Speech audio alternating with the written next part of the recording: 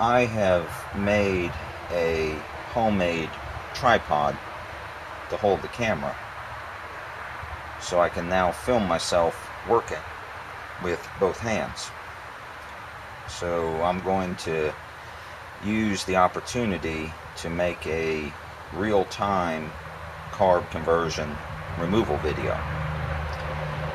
The last one I made, I had to keep stopping and starting every time I needed to use my hands to remove something. But this one I can just go straight on through. This is a carb conversion that I put together for a fella in Great Britain, and I've been test driving it and finalizing it, and now I'm ready to pull it off the car and get it boxed up. So, like any other carbureted vehicle, you start by removing the air filter, which is just held with a nut to a stud, and the air horn. I'm going to move the breather hose out of the way. As I said in that other video, I have found it easiest to remove these manifolds if you pull the 1 to 3 spark plug wires and move them out of the way. We're going to be working on this side of the engine. This conversion uses a throttle ball with a plastic end. So all you do is just pull the plastic end off of the throttle ball.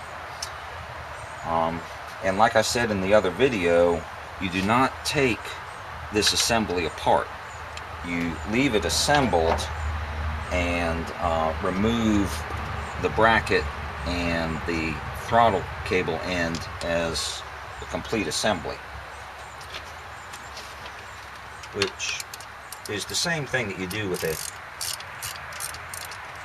K-jet throttle spool. You don't take the K-jet throttle spool apart. So it's the same principle. I'm trying not to drop these bolts, but the manifold's coming off, so if I do drop it, it won't be the end of the world. I supply fairly short bolts with the conversion, so that way if the holes get frigged up, you've got unused threads deeper in the hole that you can use. Like I said, you just take the throttle cable assembly and move it out of the way as a complete unit. Now we're going to take the fuel line off.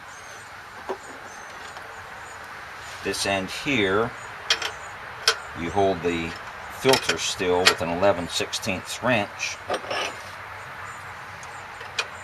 and you put a flare wrench on the nut and break them free.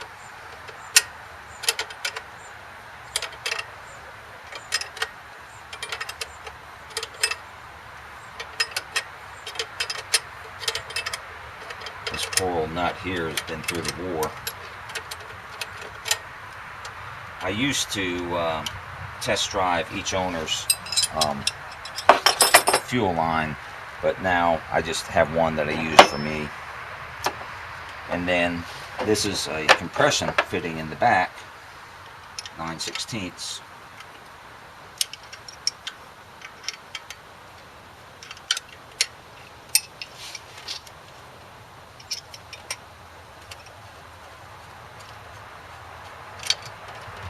And then I'm just going to set this out of the way for safekeeping.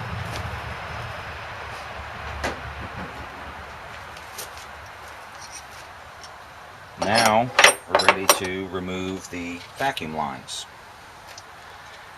This is 5/16 of an inch.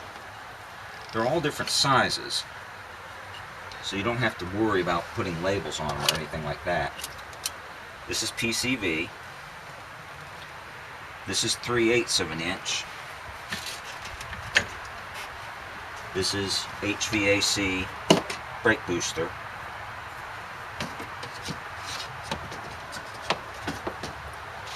This is 3/16 of an inch. This is Spark Advance.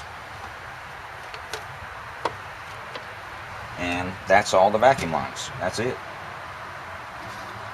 There's only one electrical connection. That's the choke heater. Now we're ready to pull the manifold off. It's held on with 4 bolts, just like a K-jet manifold. Like I said in that other video,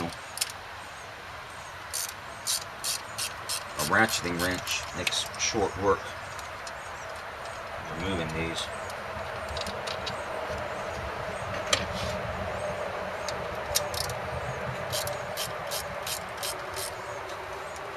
I suppose you could pull these spark plug wires out too if you wanted to. Really no need to. But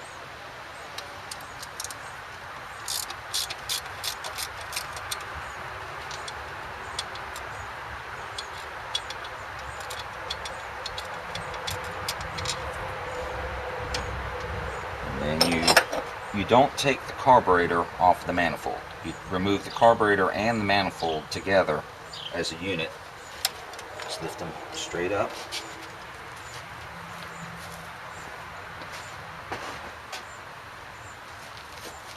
And that is the intake manifold removed. Now I'm going to put another intake manifold on here right away, but if I wasn't going to put another intake manifold on here, I would put something in these intake ports so nothing could fall inside the engine.